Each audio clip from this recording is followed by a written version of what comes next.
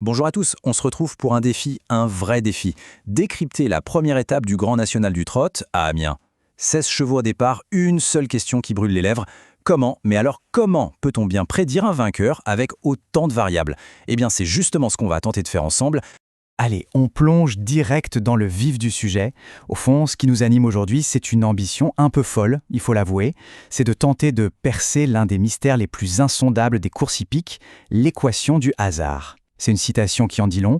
C'est vraiment ça, le duel éternel, les maths contre l'imprévu, la science qui essaye de mettre un peu d'ordre dans ce magnifique chaos qu'est une course. Et pour se lancer dans cette bataille, il y a un chiffre qui a été mis sur la table. Un chiffre qui frappe, 98%. Alors la question c'est, 98% de quoi exactement? Eh bien, voilà la promesse. On parle d'un modèle mathématique, un truc assez costaud, qu'on qualifie même de quantique. Bon, c'est une image pour dire qu'il mouline une quantité incroyable de données en même temps.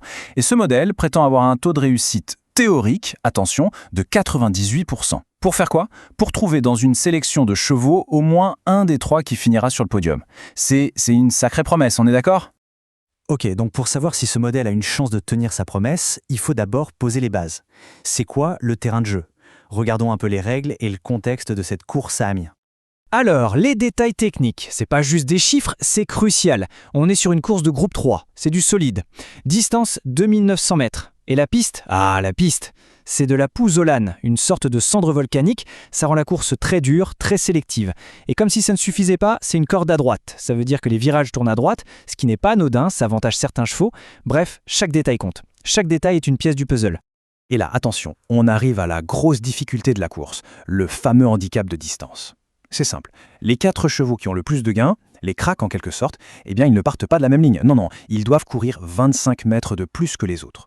C'est une sorte de pénalité pour rendre la course plus juste, plus ouverte. Et ça, croyez-moi, ça change tout pour les pronostics. Ça veut dire que les meilleurs doivent être encore meilleurs que les autres pour gagner. Bon, maintenant qu'on a le décor, passons aux acteurs principaux, les chevaux. L'algorithme a fait son tri. Sur les 16 partants, il en a sorti 6. 6 chevaux qui sont pour lui la clé de l'énigme. Alors qui sont-ils? Faisons les présentations. On commence avec le numéro 8, Just de Loison, premier nom qui sort de la machine. Et pour cause, il vient de l'écurie du Val d'Estaing, c'est pas n'importe qui, c'est une véritable référence. Sa dernière sortie, c'était juste pour se dérouiller les jambes, une course de rentrée. Du coup, le modèle est formel, il s'attend à le voir monter en puissance de façon spectaculaire. Ensuite, on a le numéro 16, Gilnor Viva. Là, on change de registre. C'est la classe, la vraie. C'est le plus riche du lot.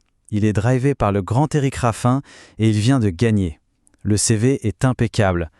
Mais, car il y a un mais, et il est de taille. Son grand défi, ce qui rend l'équation complexe pour l'algorithme, c'est ce handicap, ces fameux 25 mètres à rendre.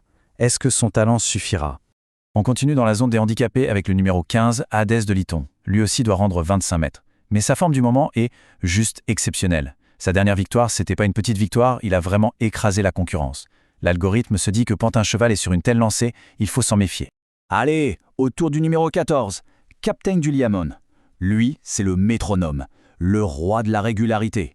Si on regarde ses dernières courses, c'est toujours pareil. 3e, 4e, 3e, il est toujours là, dans le coup. C'est exactement ce que l'ordinateur adore. Une valeur sûre, une base solide comme on dit. Un client très très sérieux pour une place sur le podium. Et maintenant, le numéro 11, Joconde Sibé. Ah, là c'est le coup de poker de la sélection. C'est l'outsider, le point d'interrogation. Pourquoi? Parce que ses dernières courses, ce n'est pas la joie. Il a enchaîné les déceptions. Alors on peut se demander, mais pourquoi l'algorithme le garde?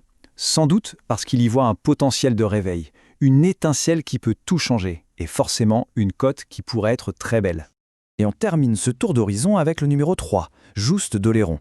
Son énorme avantage à lui, c'est qu'il part au premier poteau. Pas de 25 mètres à rendre, rien. Il part avec les autres. Quand on ajoute à ça sa très bonne forme actuelle, eh bien on a un avantage stratégique énorme. Et ça, un modèle de calcul, ça ne les laisse pas passer. Bon, on a les règles du jeu, on a les 6 concurrents clés, on a le modèle mathématique. Il est temps de mettre tout ça dans le shaker et de voir ce qui en sort. L'algorithme a tourné, il a calculé, il a pesé le pour et le contre. Le verdict est tombé. Alors, la grande question, comment est-ce que l'algorithme a classé ces 6 chevaux? Quel est son ordre de préférence final? Et voici la réponse, le pronostic, dans l'ordre de préférence de l'algorithme. En numéro 1, il met le 8, Juste de Loison, le pari sur sa progression. En 2, le 16, J-Lord Viva, la classe qui peut-être surmonter le handicap. En 3, le 15, Hadès de Lyton, qui surfe sur sa forme incroyable. Derrière, on retrouve le métronome, le 14, Captain du Liamon, puis le coup de poker, le 11, Joconde Silbé, et enfin, le 3, Juste d'Oléron, pour sa position de départ idéale. Voilà, le pronostic est posé. Mais au-delà de cette liste de numéros, qu'est-ce qu'on doit retenir? Il y a une leçon plus globale, et surtout, un avertissement indispensable. Et ce rappel, il est fondamental. Il faut bien garder en tête que tout ça, ça reste une analyse, une théorie. Les jeux d'argent, ce n'est pas anodin. Ça peut entraîner une dépendance, de gros problèmes. Le plus important, c'est de garder le contrôle et de jouer de façon responsable. Finalement, ça nous ramène à la question du tout début. C'est fascinant de voir la science essayer de mettre en équation l'imprévisible, n'est-ce pas? Mais est-ce que la rigueur d'un algorithme peut vraiment un jour dompter le hasard? Ou est-ce qu'au final, sur la piste, c'est toujours l'incertitude qui aura le dernier mot? Le débat est ouvert.